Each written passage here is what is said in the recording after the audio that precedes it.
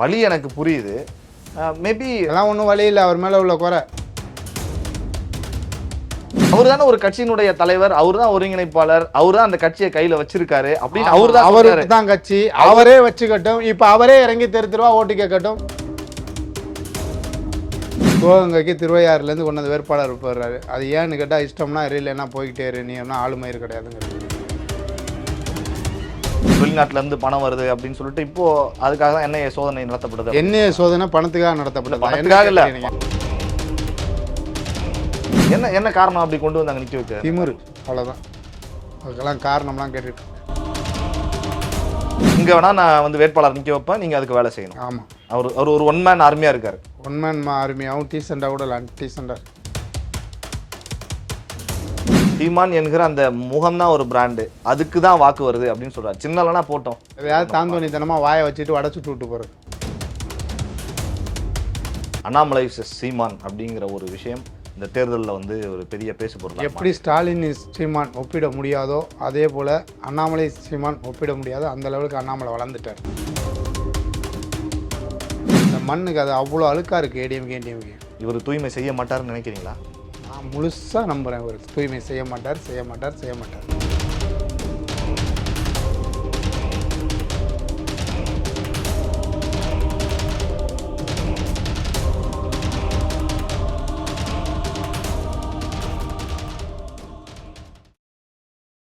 Accord voice நேயர்களுக்கு பிரபாகரனின் அன்பு வணக்கம். இன்றைய அரசியல் களம் நிகழ்ச்சியில் நம்மோட இணைந்திருக்கக்கூடிய சிறப்பு விருந்தினர் நாம் தமிழர் கட்சியில் கிட்டத்தட்ட 13 ஆண்டுகள் மாவட்ட செயலாளராக பணியாற்றிய சஞ்சீவநாதன் அவர்கள். வணக்கம். வணக்கம். எப்படி இருக்கீங்க? நல்லா இருக்கேன். கடந்த சில நாட்களாக ஊடகங்களில் உங்களுடைய விஷயங்களை தான், உங்களுடைய பேச்சை தான் நம்ம பார்த்துக்கிட்டு இருக்கோம். ஒரு 2 நாட்களுக்கு முன்னாடி கூட நீங்கள் பத்திரிகையாளர் சந்திப்பு நடத்துனீங்க. அந்த பத்திரிகையாளர் சந்திப்பில் கூட கலந்து கொண்டு உங்களுடைய முழு பேச்சையும் நான் கேட்கக்கூடிய வாய்ப்பு கிடைச்சது, கேட்டேன். நாம் தமிழர் கட்சி தொடங்கப்பட்ட காலகட்டங்களில் பல விமர்சனங்கள் எழுந்தாலும் இப்போ கடந்து வந்திருக்கக்கூடிய பாதை அப்படிங்கிறது அவங்களுக்கு ஒரு வெற்றி பாதையாகத்தான் பார்க்கப்படுகிறது. அது வாக்கு சதவீதத்தின் அடிப்படையில் இளைஞர்கள் சோஷியல் மீடியாவில் அவங்க ஹேண்டில் பண்ணுறது, இது எல்லாமே. நீங்கள் வந்து இவ்வளோ காலம் பணியாற்றிருக்கீங்க, நீங்கள் அதை வெற்றியாக தான் பார்க்குறீங்களா, இல்லை இன்னும் அது வெற்றி அடையலை, இந்த வேகம் பத்தாது அப்படின்னு நினைக்கிறீங்க? இந்த வேகம் பத்தாதுன்னு நான் பார்க்குறேன். என்ன காரணம்னா அது நீங்கள் இந்த வேகம் பத்தாதுன்னு பார்க்க? உள்கட்டமைப்பு எதுவுமே பண்ணாமல் வச்சுருக்காங்க. உள்கட்டமைப்பு பண்ணணுங்கிறதா நம்ம நோக்கம். அதை பண்ணுறதுக்கு அவங்களே கட்சியே தடையாக இருக்கிற மாதிரி ஒரு உள்கட்டமைப்பு பண்ணணும். சும்மா எப்போ பார்த்தாலும் காடு மலைன்னுட்டு இருக்காம வெளிநாட்டு அரசியலையே பேசிக்கிட்டு இல்லாமல் இளைஞர்களுக்கு உள்கட்டமைப்புக்கான என்ன தேவைன்னு அதை உணரணும். தலைமையே உணரணும். தலைமை உணர்கிற மாதிரி தெரியல. பல முறை சொல்லி பார்த்தாச்சு, கேட்கல. அதை அவங்க புரிஞ்சுக்க கூட இல்லை.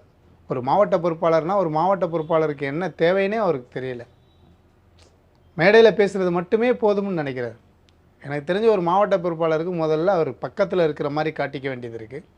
ஒரு மாவட்ட செயலாளர் 40 சதுர கிலோமீட்டருக்கு நல்லது கட்டத்துக்கு போக வேண்டியது இருக்குது. ஒரு மாவட்ட பொறுப்பாளர் 40 சதுர கிலோமீட்டர் 50 சதுர கிலோமீட்டருக்குள்ளே இருக்கிற நபர்களுக்கு எந்த பிரச்சனைனாலும் உடனே தீர்த்து வைக்க வேண்டியது இருக்குது. அதுக்கு அவங்களுக்கு அசாத்திய பலம் தேவைப்படுது. இந்த திராவிட கட்சிகள் ஒன்றும் நம்ம அமெரிக்கா மாதிரி மேடையில் பேசுனா ஓட்டு விழுகிற மாதிரியெல்லாம் வச்சில்ல இந்த நாட்டை. அவங்களோட போராடணும், ஃபைட் பண்ணணும், நேருக்கு நேர் பயங்கரமாக ஃபைட் பண்ணணும். அந்த லெவலுக்கு ஆர்வமாக இருக்கணும். இப்போ ஏடிஎம்கே அதுக்கு ஒரு மாவட்ட செயலாளர், டிஎம்கே ஒரு மாவட்ட செயலாளர், மாவட்ட பொறுப்பாளர்கள், அவங்க என்ன வலிமையில் இருக்காங்களோ அதே வலிமை நாம் தமிழர் கட்சியுடைய பொறுப்பாளர்களும் இருக்கணும். ஆனால் இவர் அப்படி வச்சில்லை. அந்த மாதிரி வச்சுருந்தா ஆபத்துன்னு அவரே நினைக்கிறார். என்ன அந்த வலிமைன்னு ஒன்று சொல்கிறீங்களா? அந்த வலிமை நீங்கள் எப்படி அளவு, ஒரு பணத்தை சார்ந்து சொல்கிறீங்களா, இல்லை கொள்கை சார்ந்து சொல்கிறீங்களா? எதை வச்சு அவங்க வலிமையாக இருக்காங்க? ஒரு நீங்கள் சொல்கிற மாதிரி ஒரு ஒன்றியத்திலையோ இல்லை ஒரு மாவட்டத்திலையோ மாவட்ட செயலாளர் இருக்காருன்னா மற்ற கட்சியில் அவங்க வலிமையாக இருக்காங்கன்னு சொல்கிறீங்க, அந்த வாக்கு அடிப்படையில் சொல்கிறீங்களா? எதை நீங்கள் வலிமை அப்படின்னு அளவுகோல்? அவங்க எல்லாத்துலேயுமே வலிமையாக தான் இருக்காங்க. அவங்களால இப்போ உதாரணத்துக்கு ஏடிஎம்கே உறுப்பினருக்கு ஒரு பிரச்சனை அந்த மாவட்ட செயலாளர் போய் சொல்லலைன்னா உடனே நான் கட்சியுடைய எதிர்க்கட்சி தலைவர், தமிழ்நாட்டின் எதிர்க்கட்சி தலைவர் எடப்பாடி கால் பண்ணுவார். எடப்பாடி அந்த ஸ்டேஷனுக்கே கால் பண்ணுவார். என்ன எங்கள் கட்சிக்கார பையனை மட்டும் நீ என்ன வச்சுருக்கிற, அடுத்த ஆட்சி எங்கள் ஆட்சி தான், நாங்கள் வந்தோம்னா என்ன பண்ணுவோம் தெரியுமா, தனியில்லாத காட்டுக்கு மாற்றிடுவோம்ங்கிற. அதான் வலிமை. அப்போ எடப்பாடி வரையும் ஏன் விடுவானேன்னு அந்த மாவட்ட செயலாளர் சொல்லும் போதோ தொகுதி செயலாளர் சொல்லும் போதோ அந்த ஸ்டேஷனில் அந்த காரியம் நடந்துரும்ல. அந்த மாதிரி இதில் வலிமை இல்லைல்ல. அப்போ உங்களுக்கு அந்த மாதிரி ஒரு அவங்க ஆண்டுகிட்டு இருக்க கட்சி, அப்போ அவங்களே அவ்வளோ வலிமையாக இருக்கும்போது எளிய பிள்ளைகளை களத்தில் இறக்கி விட்ருக்கோம். நாம தான் போய் நிற்கணும்னு நினைக்கணும்ல. அவர் எங்கே நிற்கிறார்? மக்களோட மக்கள் நிற்கிறது இல்லையே. பவுன்சரை தானே நம்பி நிற்கிறார், எந்த உறுப்பினரையும் நம்பி இல்லை. பவுன்சர் தானே சுற்றி வச்சுருக்காரு கருப்பு சட்டை போட்டுக்கிட்டு. அதெல்லாம் நமக்கு தேவையா? கட்சியே வளரல, அதுக்குள்ளே அதுக்கு பவுன்சர்? இல்லை, நீங்கள் சொல்கிற மாதிரி மக்கள் போராட்டங்களுக்கு வராரு, நிறைய போராட்டங்களில் வந்து எந்தாவது ஒரு விஷயம்னா அங்கே வந்து களத்தில் நிற்கிறாரு. ஆனால் நீங்கள் தம்பிகளுக்கு ஒரு பிரச்சனை அப்படின்னா வர்றதில்ல, நீங்கள் ஒரு குற்றம் சாட்டுற மாதிரி. தம்பிகளோட வீட்டு கல்யாண காட்சிகளுக்கே அவர் வர்றதில்ல. கேட்டால் நான் போராட்டவாதியா புரோக்கரான்னு கேட்குறாரு, புரோகிதரான்னு கேட்குறாரு.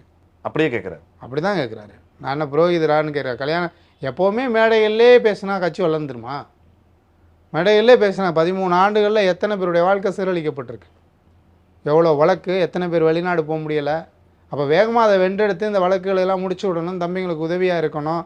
அப்படின்னா நம்ம ஓடி கட்டமைப்புகளை சரி பண்ணணும்ல. உள்கட்டமைப்பே சரி செய்யலை.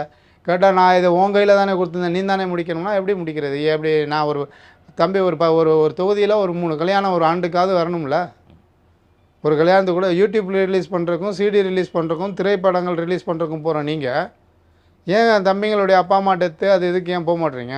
இல்லை, நீங்கள் அப்படி பார்த்தீங்கன்னா இப்போ ஆளுமைகள் அப்படின்னு சொல்லப்பட்ட பல அரசியல் தலைவர்கள் இருக்காங்க. நீங்கள் ஸ்டாலின் எடுத்துக்கலாம், இல்லை கலைஞர் எடுத்துக்கலாம், ஜெயலலிதா அவர்கள் இருக்கலாம். இவங்களாம் ஆட்சியில் இருந்தப்ப இவங்க எல்லாரும் எல்லா தொண்டர்கள் கல்யாணத்துக்கும் போயிடுறாங்களா? ஏதோ ஒரு முக்கிய ஒரு மந்திரியினுடைய கல்யாணம் முக்கியமானதுக்கு போகணும், போயிருக்காங்க.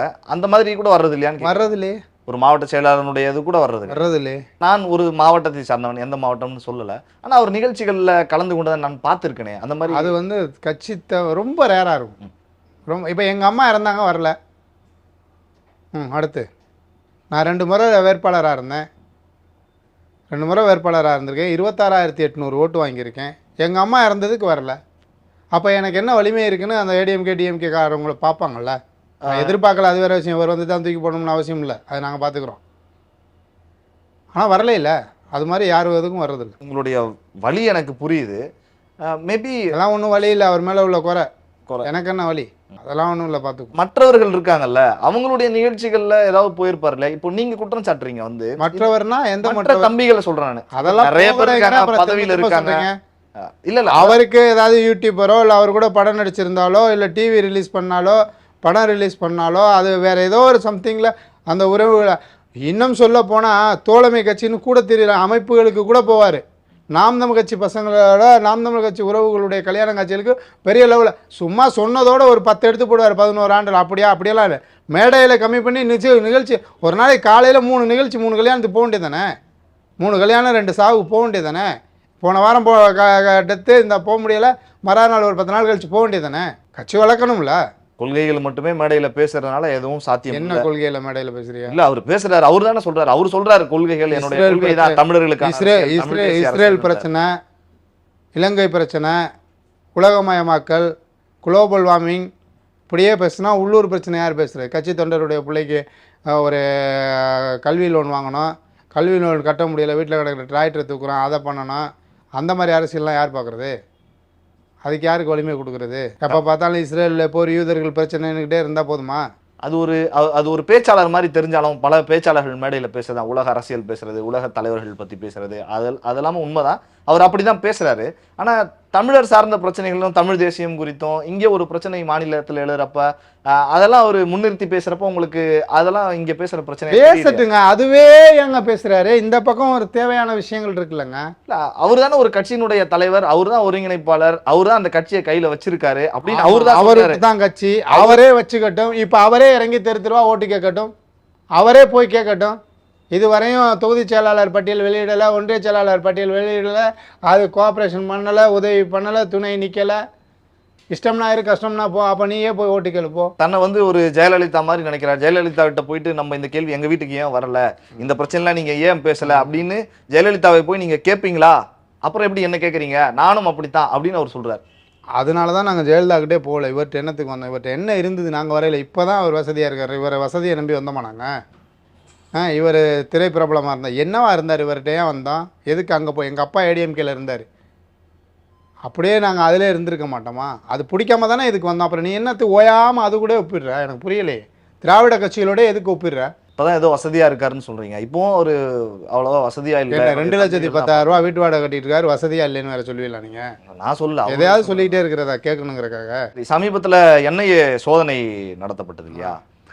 அப்போ வந்து நிறைய விஷயங்கள் வெளிநாட்டுல இருந்து பணம் வருது அப்படின்னு சொல்லிட்டு இப்போ அதுக்காக தான் என்ஐஏ சோதனை நடத்தப்படுது. என்ன சோதனை பணத்துக்காக இல்ல நடத்தப்பட்டது? பணத்துக்காக இல்ல, பல விஷயங்கள் வெளிநாட்டுல இருந்து வந்தது, பணம் வந்திருக்கு, தொடர்பு இருக்கிறது, வெவ்வேறு அமைப்புகளோட தொடர்பு இருக்கிறது, இந்த மாதிரி எல்லாம் ஒரு ஒரு கருத்து வைக்கப்பட்டு தான் விசாரணை நடத்தப்பட்டது. அந்த மாதிரி பணம் வருது அப்படிங்கிறதுக்கான ஏதாவது உங்களுக்கு தெரியுமா? அந்த மாதிரி விஷயங்கள் ஏதாவது இருக்காது? பணம்லாம் பல வாக்கில் வருது, ஆண்டாண்டு காலமாக எத்தனையோ பேருக்கு வருது, அதெல்லாம் கண்டுபிடிக்க முடியுமா? வேணா வருமானத்துக்கு அதிகமாக சொத்து சேர்க்கறதுக்கு வேணால் வழக்கு போட்டு பார்க்கலாம். பணம் வந்து அதை வெளிநாடுகளில் தம்பிங்க அனுப்புகிறது தான், கொஞ்சம் கொஞ்சமாக பார்த்து சம்பாதிச்சு அது இதுன்னு திட்டங்களில் அனுப்புகிறது தான் அது. ஆனால் தனக்கிட்ட இருக்க இப்போ ஒரு மாதத்துக்கு 2,10,000 வீட்டு வாடகை கட்டுறேங்கிறாரு. வண்டி இருக்குது, டீசல் இருக்குது, பெட்ரோல் இருக்குது, செலவு இருக்குது, இதெல்லாம் எப்படின்னு வேணால் கேட்கலாம். ஒரு மாதம் 2 லட்ச ரூபா சம்பாதிக்கணும்னா எவ்வளோ டேன் ஓவர் ஆகணும்? 20 லட்ச ரூபா டேன் ஓவர் ஆகணும். 20 லட்ச ரூபா எங்கேருந்து வருது? மனைவி சம்பாதிக்கிறாங்க, என்னுடைய மனைவி என்னுடைய வருமானத்துல தான் என்ன இருக்குன்னு சம்பாதிக்கிறாங்க? பேசிட்டு எதுவும் சம்பாதிக்கிற மாதிரி தெரியல. என்ன வழக்கறிஞராக இருக்காங்களா? எந்த கோர்ட்டில் இருக்காங்க? எத்தனை கேஸ் எடுத்திருக்காங்க? நீங்க ஒரு 13 வருஷம் கழிச்சு இந்த ஒரு நிலைப்பாடு எடுக்கிறீங்க இல்லையா?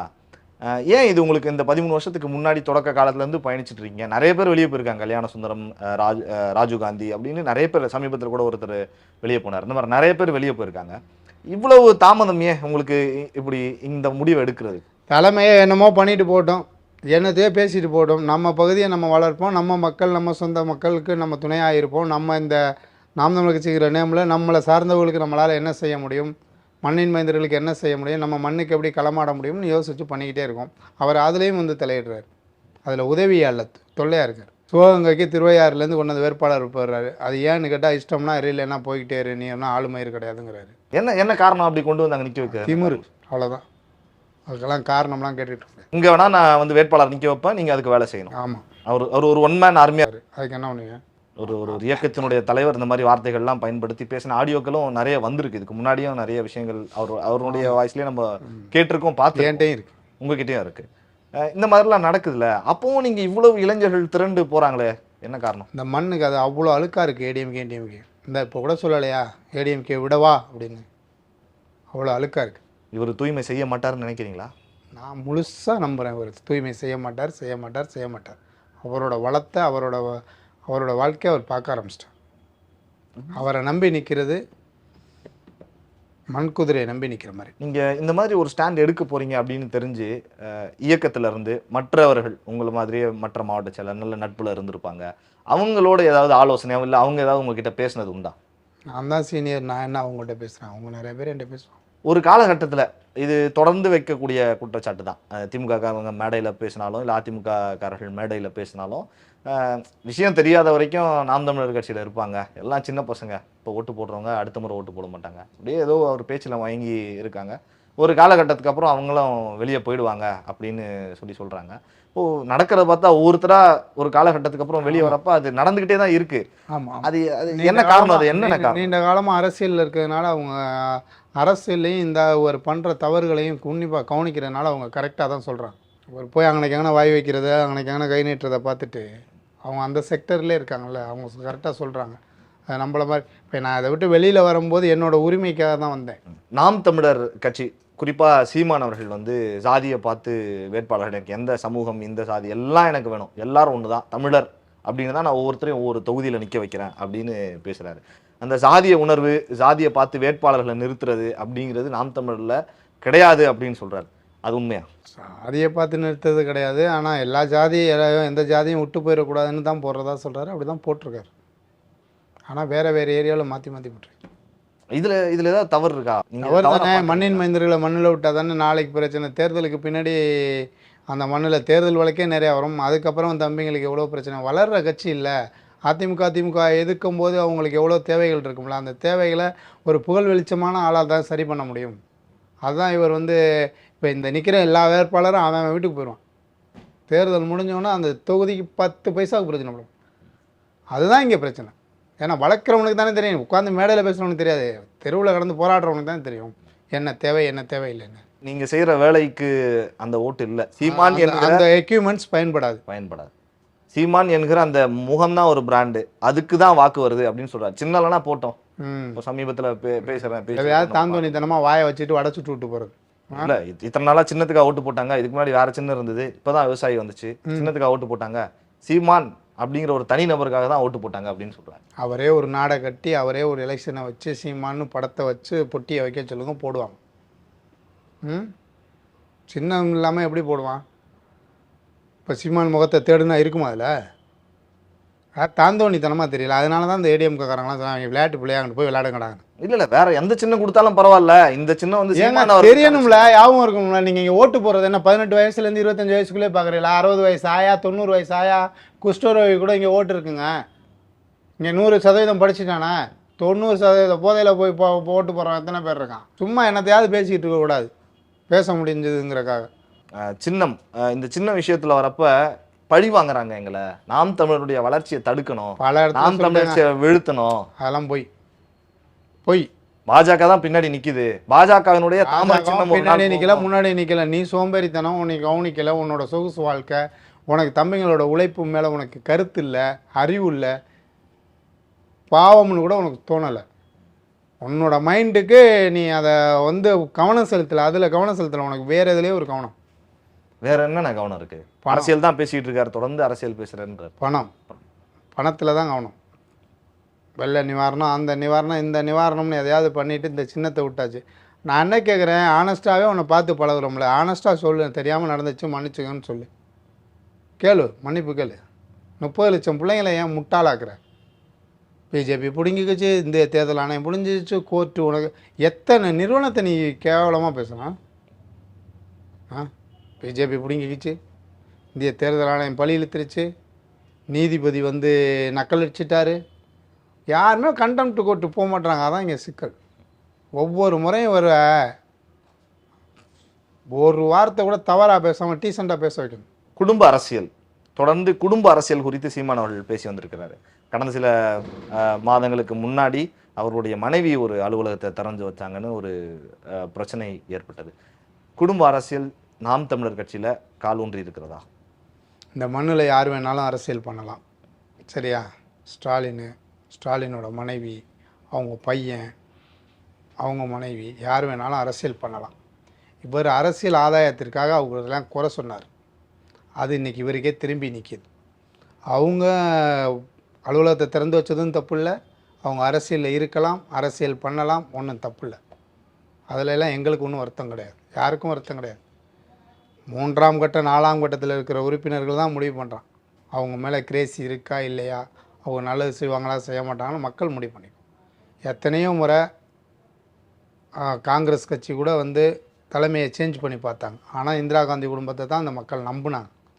அதனால் குடும்ப அரசியல், இந்த ஜெயலலிதா மாதிரி ஒரே ஒரு உருவ ஒற்றுமை உள்ளதுக்கே தீபா பக்கத்தில் போய் நிறைய பேர் நின்னாங்க. அது தவிர்க்க முடியாது, மக்கள் தீர்மானிக்கிறது. அந்த குடும்ப அரசியல் மேலே 2ஆம் கட்ட தலைவர்கள் வைத்தெரிச்சலாக இருப்பாங்க. நாம் வர வேண்டிய இடத்துக்கு அவங்க வந்திருக்காங்களேன்னு. அது தவிர்க்க முடியாதது. தமிழகத்தில் கொஞ்சம் கொஞ்சமாக நாம் தமிழர்களுடைய இடத்தை பாஜக பிடிக்க தொடங்கி இருக்காது. அண்ணாமலை சீமான் அப்படிங்கிற ஒரு விஷயம் இந்த தேர்தலில் வந்து ஒரு பெரிய பேசு பொருள். எப்படி ஸ்டாலின் சீமான் ஒப்பிட முடியாதோ அதே போல் அண்ணாமலை சீமான் ஒப்பிட முடியாதோ அந்த லெவலுக்கு அண்ணாமலை வளர்ந்துட்டார். சீமானோட அண்ணாமலை வளர்ந்துட்டாருன்னு சொல்கிறீங்க? நிறைய வளர்ந்துட்டார். இந்த தேர்தல் அவரோட உழைப்பு இவர்கிட்ட துளி கூட இல்லை. மாஸ் பசங்க உயிரை கொடுத்து எங்கள் டீம் மாதிரி அண்ணாமலை கிட்டே இருந்தால் என்ன அண்ணாமலை சிஎம்மாவே ஆயிருப்பார். என்ன வேலை செஞ்சிருக்காருன்னு சொல்றீங்க? சீமானை காட்டிலும் இந்த 13 வேலையும் செய்கிறார், எல்லா லாபியும் செய்கிறார். உள்ளூர் அரசியல், வெளியூர் அரசியல், உலக அரசியல் நம்ம தான் பார்க்குறோம். அதுக்காக நான் அதுக்கு போயிடுவேன்னு எழுதக்கூடாது, சரியா? நான் போக மாட்டேன், எனக்கு ஓவாமை ஆகாது, புரியுதா உங்களுக்கு? நான் பிஜேபிக்கோ ஏடிஎம்கேயோ டிஎம்கேயோ நான் போக மாட்டேன். நியூட்ரலாக சொல்கிறேன். நான் அண்ணாமலையோட உழைப்பு இவர்கிட்ட கிடையாது. ஒரு மேலே கம்ப்ளைண்ட் பண்ணுறதுக்காக இதெல்லாம் கால்குலேஷன் பண்ணி தான் இதை விட்டு வெளியிலே வரணும்.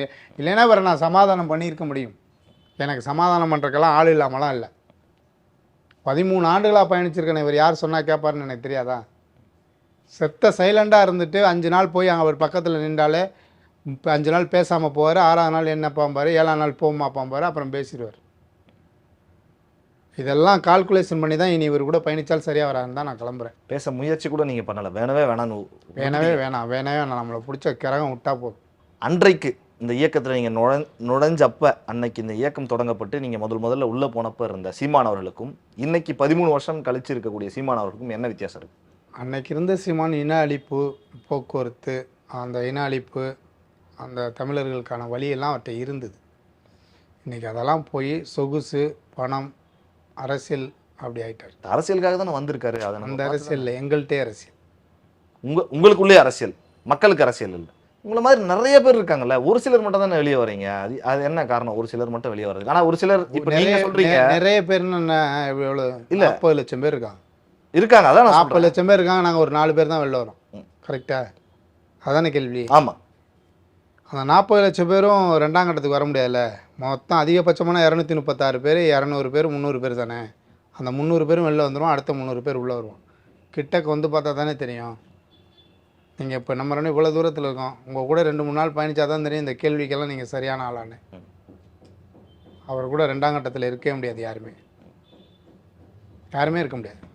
வெளியே போகிறத தவிர வேறு வெளியே வெளியே அவங்களா போறாங்களா இல்ல அந்த சூழலுக்கு தள்ளப்படுறாங்களா? அந்த சூழலுக்கு தள்ளப்பட்டுரும். எப்படி தள்ளப்படக்கூடிய அந்த ப்ராசஸ் எப்படி நடக்குதுன்னு நினைக்கிறீங்க? அது நம்ம ஆனஸ்ட்டாகவே பார்த்துருப்போம், நம்மளும் ஆனஸ்ட்டாகவே இருந்திருப்போம். கிட்டக்கு போனோன்னா ஒருமையில் பேசுகிறது, நான் எடுக்கிறதா முடிவுங்கிறது, இவ்வளோ பணம் வருது ஆனாலும் ஏன் நம்ம தொகுதி தரமாட்டுறாங்கிற சிந்தனை, இந்த மாதிரி நிறைய நமக்கு வரும். 2ஆம் கட்டத்தில் இருக்கிறவங்கள ஒரு ஈஸியாக மட்டம் தட்டி விட்ருவார். இப்போ நீங்கள் பார்த்தீங்கன்னாக்கா விழுப்புரத்துக்கு ஒரு வேட்பாளர் போட்டிருக்காரு. யார்? இயக்குனர் களஞ்சியம். இயக்குனர் களஞ்சியம் யார்? இவருக்கு முன்னாடியே அமைப்பு கண்டவர், இவருக்கு முன்னாடியே மக்களை திரட்டியவர். சரியா? அரசியல் பறையர் கம்யூனிட்டியா? அது சரியாக தெரியல எனக்கு. ஆதிக்குடி மக்கள்லேருந்து வந்தவர், தன்னுடைய அடையாளங்களை மாற்றிக்கிட்டு மேன்மைப்பட்டவர், உயர்ந்த இடத்துக்கு பயணித்தவர். சொல்ல புரியுதுங்களா உங்களுக்கு? அவர் ஒரு இயக்குனர், அவர் ஒரு கட்சியின் நிறுவனர், தமிழ் சமூகத்துக்காக, அனைத்து தமிழ் சமூகத்துக்காகவும் போராடியவர். அவருக்கென்று தனித்த அடையாளம் உண்டு. அத்தனை அடையாளத்தையும் காலில் போட்டு மிதித்து அவரை கொண்டு போய் ஒரு தனித்தொகுதியில் நிப்பாட்டியிருக்கார். அப்போ அவருடைய இத்தனை ஆண்டு உழைப்பு மண்ணோட மண்ணாக போச்சு. இப்போ அவரை ஒரு சாதிய குறியீடுக்குள்ளே அவர் தள்ளியிருக்கார். இதை என்னால் ஜீர்ணிக்கவே முடியலை. இதுக்கு கலைஞனை எப்படி ஒத்துக்கிட்டாருன்னு என்னால் தெரியல. இதுக்கு நான் அவர்கிட்ட கலைஞன்ட்டேருந்து நல்ல ஒரு பதிலை, ஆறுதலான பதிலை எதிர்பார்க்குறேன். செஞ்சே இருக்கக்கூடாது. இந்த தவிர அவர் நின்றதுக்கு அப்புறம் தான் எனக்கு தெரியுது இந்த மாதிரி எத்தனை பேருக்கு இப்போ அவர் வந்து ஆதி குடிமகன் அப்படின்னு அறியப்பட வச்சிருக்காரு இவர். இது சரியானு எனக்கு தெரியல. இது சாதிய கட்சிகளுக்கான சாதிய கட்சிகள் மாதிரியோ இல்லைனா வந்து ஏன் அவருக்கு ஒரு பொது தொகுதியை கொடுக்கக்கூடாதா? சம்மந்தமே இல்லாத ராஜேஷ்க்கு ஜல்லிக்கட்டில் பயன்பட்டு அவர் பல கட்சிகளோடு இருந்த அவருக்கு தொடர்பில் இருந்த அவரை நிப்பாட்டியிருக்காரு திருச்சியில். ஏன் இவரை ஒரு பொது தொகுதியில் நிறுத்தக்கூடாதா? தனித்தொகுதியில் நிப்பாட்ட வேண்டிய அவசியம்? இந்த மாதிரி விஷயங்கள்லாம் இருக்குதுன்னு சொல்கிறீங்க. ஒரு தரப்பில் இந்த மாதிரி நீங்கள் வெளியே வரப்போ ஒரு பக்கம் குற்றச்சாட்டு என்னென்னா, இது வேண்டுமென்றே இவர்களெல்லாம் குறிவைக்கப்பட்டு நாம் தமிழர் மீது ஒரு கெட்ட ஒரு பெயர் அவப்பெயரை ஏற்படுத்தணும் அப்படிங்கிறதுக்காக சரியாக பார்த்து யாரோ அரசியல் பண்ணுறாங்க. அதனால தான் அவர் இந்த மாதிரியான சில முக்கிய நிர்வாகிகள் வெளியேற்றலும் இந்த மாதிரிலாம் நடக்குது அப்படின்னு சொல்கிறாங்க.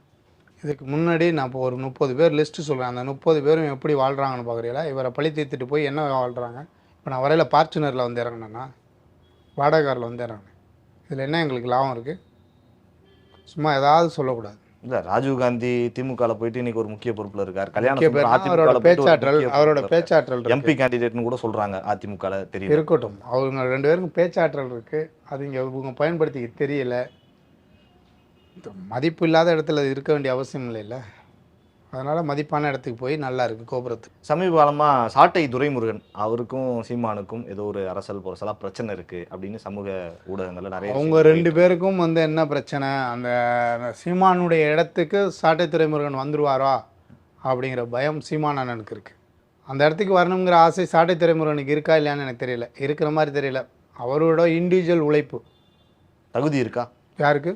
சாட்டை துரைமுருகனுக்கு எல்லா தகுதியும் இருக்குது. சீமான் அவர்கள் இடத்திற்கு வரக்கூடிய எல்லா தகுதியும் இருக்குது. எல்லா தகுதியும் இருக்குது. உழைப்பு, அலாதியான உழைப்பு, திறமை கூட. அர்ஜென்ட்டாக எனக்கு அடுத்து இடும்போனம் கார்த்தி தான் அப்படின்னு சொல்ல வேண்டிய அவசியம்? ஏன்னா காளியம்மா மேலேயும் சாட்டை துரைமுருகன் மேலேயும் இவரோட வெளிச்சம் பற்றக்கூடாதுங்கிறதுக்காக கார்த்தியை மேலே, கார்த்தியும் இன்னும் 10 ஆண்டுகள் கழித்து வேறு யாராவது முன்காட்டி கார்த்தியும் பின்னாடி தரப்படும். யாரும் நிரந்தரமாக அந்த இடத்துல நோக்கி நகர்ந்துட்டே இருக்கக்கூடாது. கழட்டி விடப்பட்டு கொண்டே இருப்பாங்க. ஆமாம். இல்லை அவங்களா கலண்டு போயிடுவாங்க, கலண்டு போகிற அளவுக்கு படுத்திடுவாங்க. நாம் தமிழர் அரசியல் குறித்தும் சீமான் அவர்களுடைய பயணம் குறித்தும் உங்களுடைய பயணம் நாம் தமிழரில் எப்படி இருந்துச்சுன்னு நிறைய விஷயங்களை எங்களோட பகிர்ந்து கொண்டீர்கள். வேறொரு நிகழ்ச்சியில் இன்னும் நிறைய விஷயங்கள் உங்களோட சந்தித்து உரையாடுறேன்.